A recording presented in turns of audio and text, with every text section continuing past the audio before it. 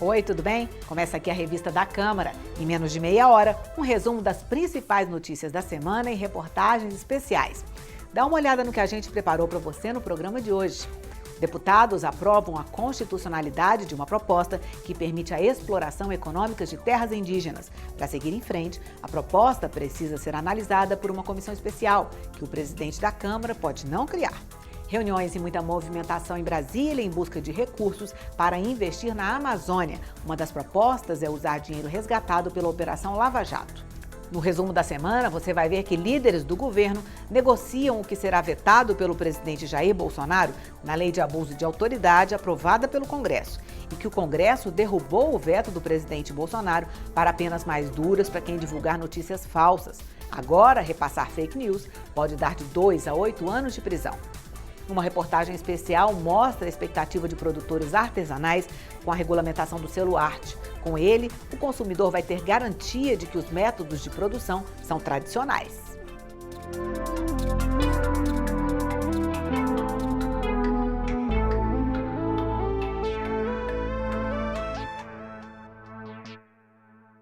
Na semana que passou, a Comissão de Constituição e Justiça considerou constitucional uma proposta que permite o uso de terras indígenas para a exploração agropecuária. A proposta diz ainda que as comunidades indígenas podem, de forma direta, exercer atividades florestais em suas terras com autonomia para a administração dos bens e a comercialização dos produtos.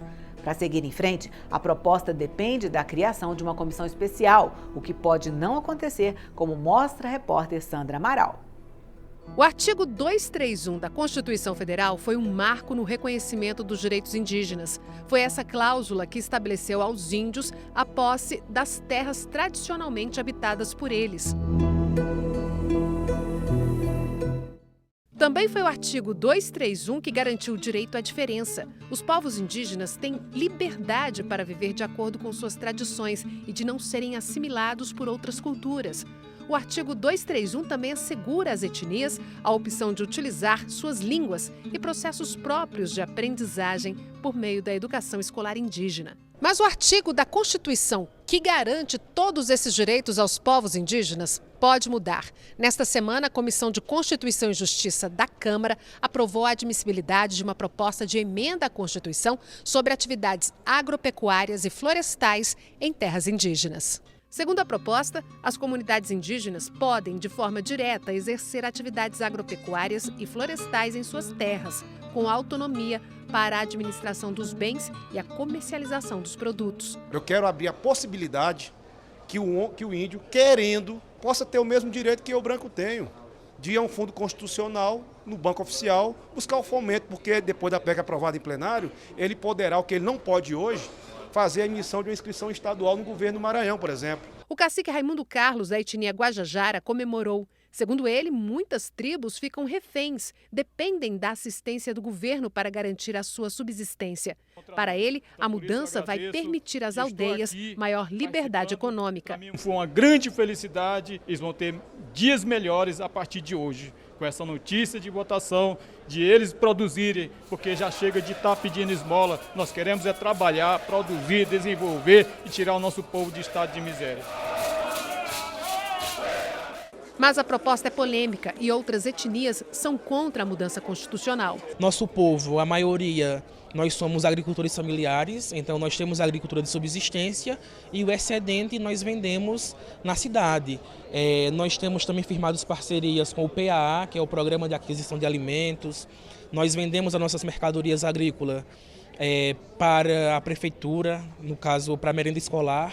Então, tudo isso, essa negociação, ela já existe e a terra já nos dá renda. Para os deputados que são contra a proposta, não seria necessária uma mudança na Constituição para garantir aos índios a administração e comercialização dos seus produtos.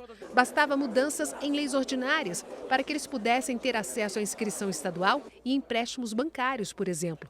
A deputada Joênia Guapixana teme que, na comissão especial, a proposta sofra alterações e os direitos garantidos no artigo 231 sejam ameaçados. Ela pode dar uma brecha a jabutis em algum momento dessas proposições. Então, é colocar em risco nossas garantias constitucionais inclusive para colocar interesses individuais, interesses na exploração a terra indígena. Esse é o perigo verdadeiro. E a preocupação não é à toa. Junto com o texto que foi aprovado, tramitava na CCJ uma outra proposta de mudança na Constituição mais abrangente.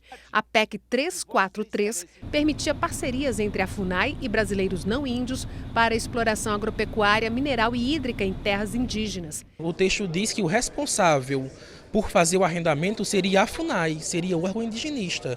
Então, mais uma vez, a FUNAI iria assumir o papel de tutor dos povos indígenas. Esse texto foi considerado inconstitucional pelo relator. Mas a comissão especial da proposta aprovada na CCJ pode nem ser instalada. Ex-ministros do Meio Ambiente do governo Collor ao governo Temer entregaram ao presidente da Câmara documento que pede a suspensão da tramitação de todos os projetos que possam agravar a situação ambiental no país. Entre eles está a mudança nas terras indígenas. Não era o momento nem de se aprovar na CCJ, não quero nem discutir o mérito, não li a PEC, mas independente do que está escrito na PEC, eu acho que a nossa responsabilidade nos coloca a obrigação de ter um pouco de paciência. E a gente estamos aqui sendo contra essa PEC, porque se eles tomarem de conta, nós não temos mais espaço para nada mais. E nós dependemos da terra, dependemos da floresta para sobreviver, mas nós não temos isso. Temos que discórdia, doença, fome e miséria. E eles querendo acabar, degradar mais a Índia.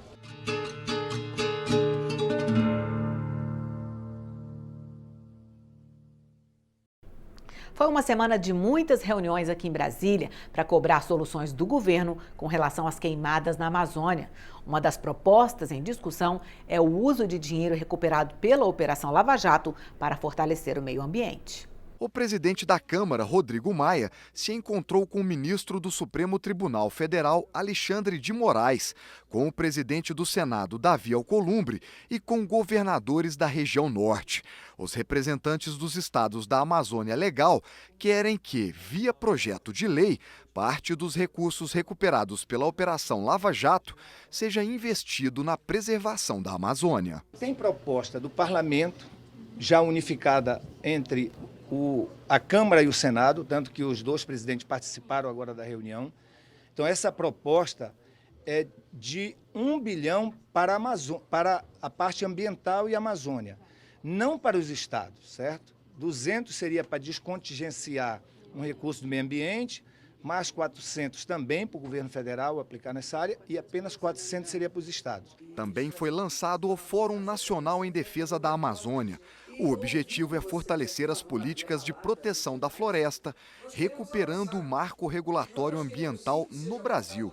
Os incêndios na Amazônia ganharam grande repercussão mundial, mas parlamentares afirmam que outros problemas também precisam ser discutidos. Essa questão da Amazônia ganhou uma brutal dimensão, uma dimensão da soberania nacional, da preocupação com a biodiversidade, com o desmonte que esse governo fez dos institutos e órgãos de fiscalização, de prevenção e combate a incêndio na Amazônia, como o IBAMA, o ICMBio. O orçamento foi cortado em todos os segmentos, né? O pessoal da educação está reclamando, o pessoal da saúde está reclamando, as universidades estão reclamando. Esse contingente existe por conta de uma crise que a gente está vivendo, uma crise profunda, que foi herdada do governo passado, não é uma coisa nova. Lideranças indígenas também participaram do lançamento do Fórum em Defesa da Amazônia. O cacique Megaron Chuca Ramãe defende que sejam adotadas medidas para coibir a destruição da natureza. Ribeirinho, nós indígenas, quilombola, tudo depende do rio, depende da floresta. No Senado, foi instalada a Comissão Mista Permanente sobre Mudanças Climáticas. O objetivo é centralizar o debate sobre os incêndios na Amazônia. Foi eleito presidente o senador Zequinha Marinho, do PSC do Pará. O deputado Sérgio Souza, do MDB do Paraná, será o vice-presidente. O relator será o deputado Edilásio Júnior, do PSD maranhense. O presidente da Câmara ainda se encontrou com 9 ex-ministros do Meio Ambiente, representantes da OAB e da Sociedade Brasileira para o Progresso da Ciência. Eles pediram que Maia não ponha em votação projetos que, na opinião deles, atacam os indígenas e colocam as florestas em risco. Seja criada uma comissão especial ou naquelas que já existem que tratam do meio ambiente, para que se tenha audiências públicas com especialistas, com gestores públicos, setores do agronegócio, com populações locais e também com aqueles que durante muitos anos fazem o trabalho da proteção ambiental. A deputada Carla Zambelli não concorda. Para ela, o governo Bolsonaro está lutando pela preservação do meio ambiente. Eu acho que as pessoas esquecem que o Brasil tem 66% da nossa mata preservada. Nós usamos menos de 10% do nosso território nacional para cultivo, para agropecuária, que é pouco, né? Outros países utilizam muito mais, 50%, há países aí que utilizam mais de 50% e que estão nos criticando. Então o Brasil já preserva bastante. Cabe ao parlamento, principalmente à Câmara dos Deputados, organizar esse diálogo com muito equilíbrio, paciência, para que se construa sempre maiorias ou consensos na linha do desenvolvimento sustentável do nosso país. Veja o que foi notícia na semana que passou aqui no Congresso. Lei da Anistia completa 40 anos e é lembrada aqui na Câmara. Presidente do BNDES diz na CPI que abrir a chamada caixa preta do banco é prioridade. E o presidente da Câmara diz acreditar que investigação da Polícia Federal, que atribui a ele corrupção no âmbito da Operação Lava Jato, será arquivada. A Polícia Federal ficou 2 anos e meio e não encontrou nada. Fez um relatório apenas com as palavras e o computador do próprio delator. Então eu estou muito tranquilo, com a certeza de que a PGR vai avaliar e vai levar esse inquérito ao mesmo lugar que levou o outro da Odebrecht, que é o arquivamento. No depoimento à CPI do BNDES, o novo presidente do banco, Gustavo Montesano, defendeu a total transparência da instituição. O dirigente, que assumiu a presidência do BNDES em 16 de julho, reafirmou que a meta número 1 de sua gestão é abrir a chamada caixa preta da instituição. Se colocar aberto a todo órgão de controle, Ministério, TCU, CGU, qualquer instituição que queira fiscalizar, ter acesso às informações e aí sim, dar as informações na maior brevidade possível, com a maior transparência possível. Os 40 anos da Lei da Anistia foram lembrados num seminário promovido pelas Comissões de Direitos Humanos e Legislação Participativa. A lei, ela, ao conceder a anistia ampla e restrita, ela de alguma maneira permitiu uma interpretação que salvava agentes do Estado da responsabilização. Apesar de tudo, a anistia foi uma conquista extremamente importante. Também houve críticas a medidas adotadas pelo atual governo com relação a pensões pagas aos anistiados políticos e contra a Comissão de Anistia, criada em 2001 para cuidar das políticas de reparação e memória das vítimas do regime militar. Quando conquistou a anistia, houve a reparação política e a reparação também financeira. Agora, com a reforma da Previdência, qual é o risco de perder essa reparação financeira? E o grupo de trabalho que analisa o pacote anticrime do ministro Sérgio Moro aprovou um item que permite que julgamentos em primeira instância sejam realizados por mais de um juiz para evitar a exposição de um único magistrado. A proposta foi apresentada à Câmara pelo ministro do Supremo Tribunal Federal, Alexandre de Moraes. Mas o grupo rejeitou outra proposta do ministro, a que permitiria às cortes superiores aceitarem denúncias contra políticos de maneira individual. As denúncias seguirão sendo aceitas apenas por decisões de colegiado.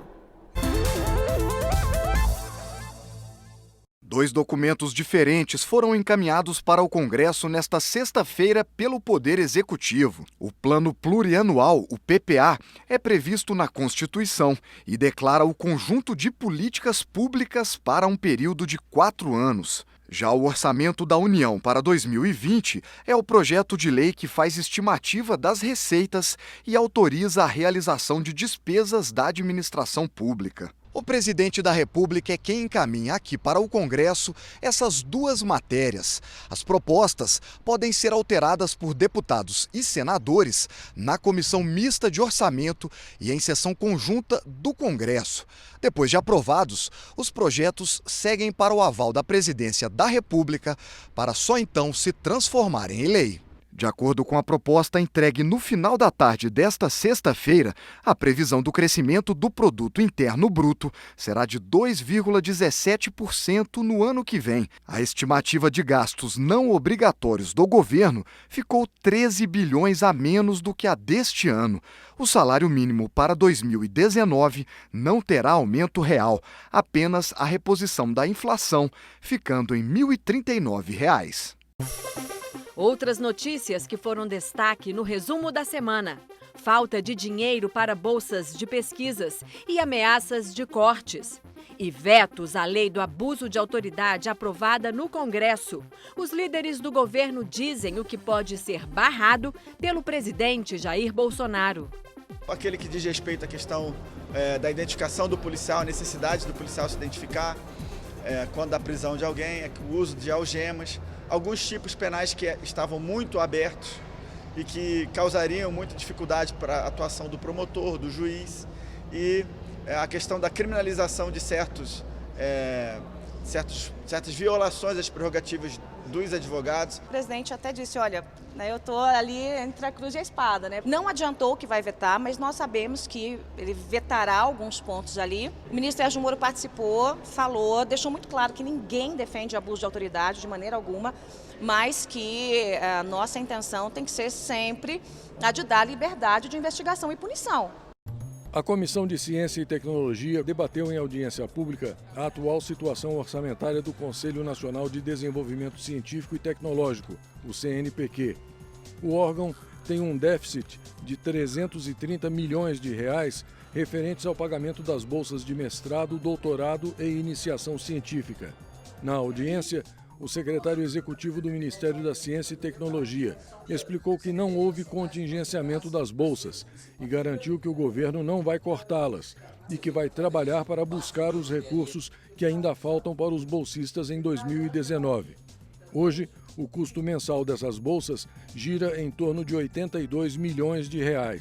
Ao todo, são 84 mil bolsas que variam de R$ 100 a R$ 10 mil, dependendo da modalidade de cada uma delas. Começo desse ano, em janeiro, pagou-se com dinheiro orçamentário deste ano 80 milhões mais ou menos, que era de dezembro de 2018. Aí ficou um déficit orçamentário, na verdade, de 330 milhões. É isso que nós estamos resolvendo e estamos tentando resolver. 44 mil bolsas são de jovens, estudantes de graduação, jovens no ensino médico e médio, quer dizer, o futuro da ciência brasileira, aqueles que daqui a 20 anos, quem sabe, está disputando o Prêmio Nobel.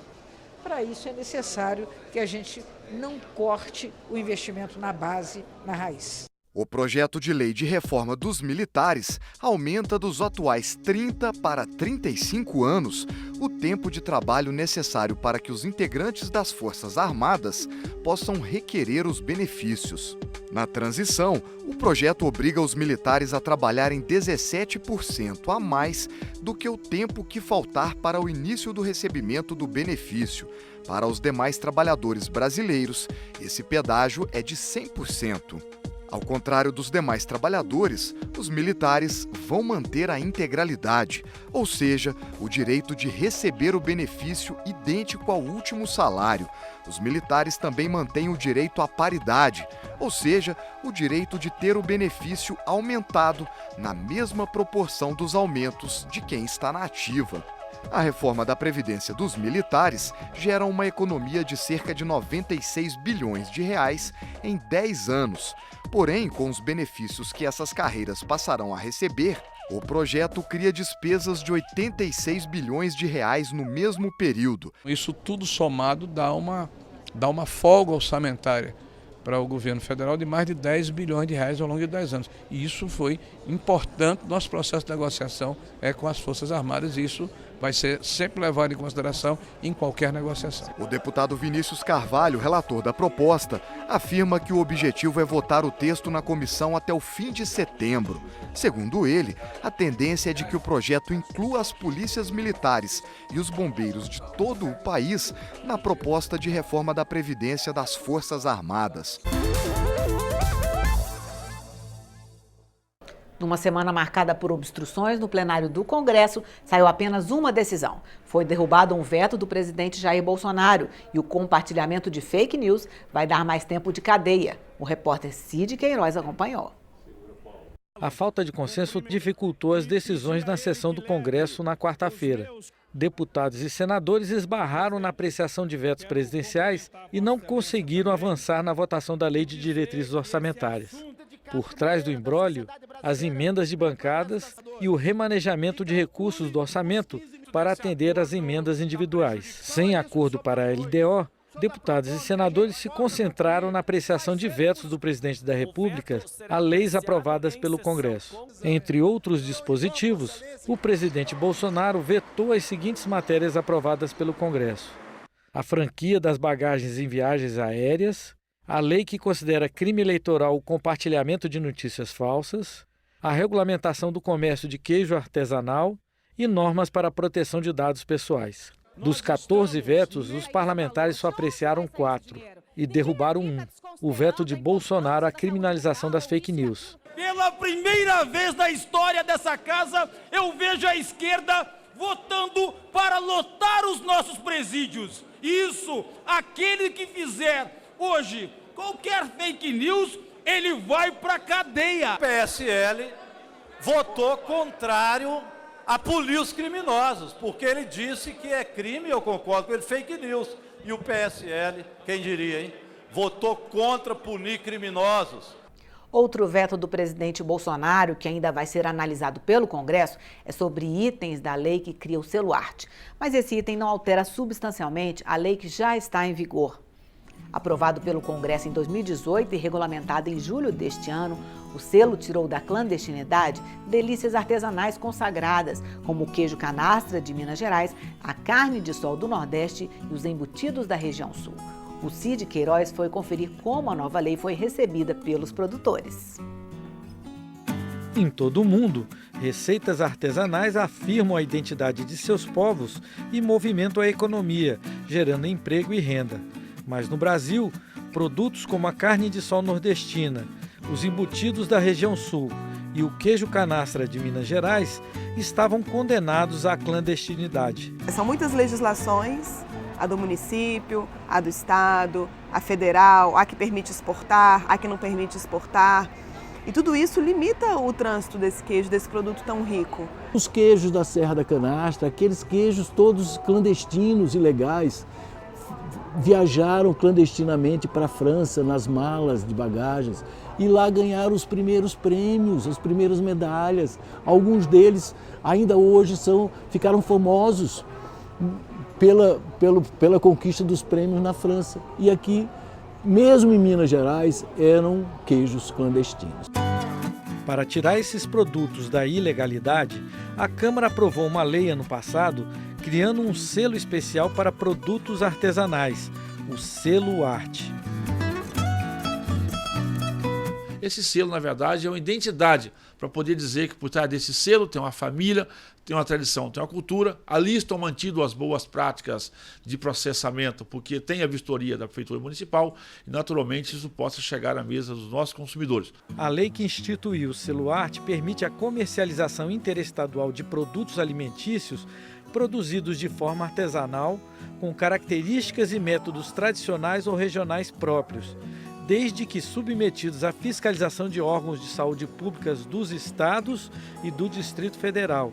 A fiscalização de produtos com selo arte deverão ter natureza orientadora.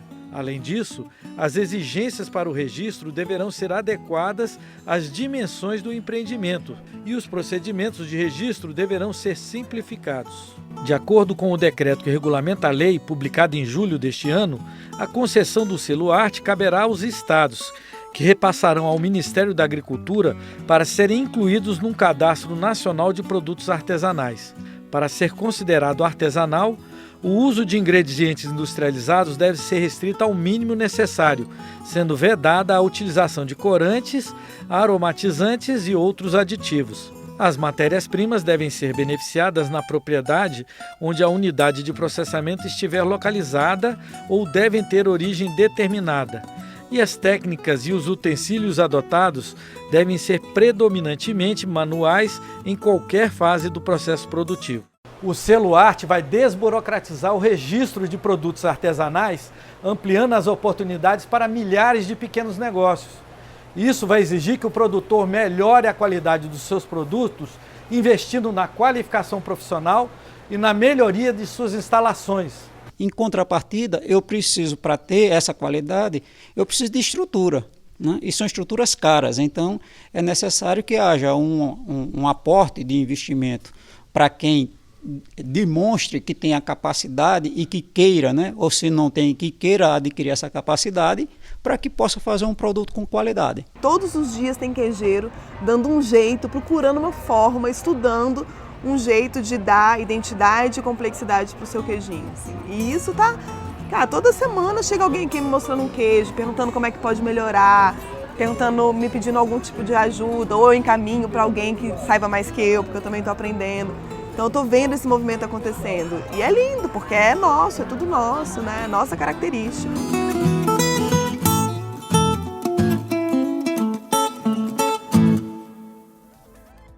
É isso. Você pode rever a revista da Câmara na TV aberta ou a cabo e também na internet, no endereço youtube.com/Câmara dos Deputados Oficial.